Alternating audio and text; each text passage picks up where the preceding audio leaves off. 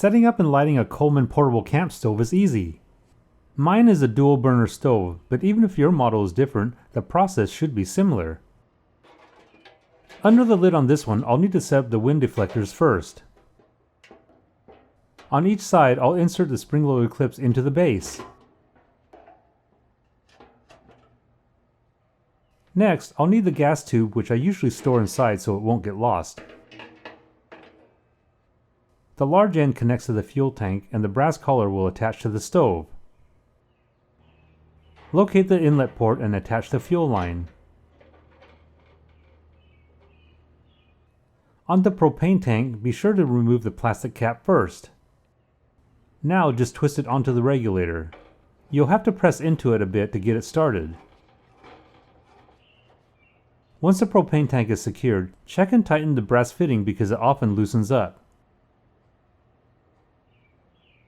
To light the stove, turn the burner valve until it points to the area with the printed flame icons. Then press the ignition button. You'll have to press the button several times before the stove will light up, but that's perfectly normal. As an alternate method, you can also use a match or a lighter as well. To turn off the stove, of course, just turn the burner valve all the way to the right.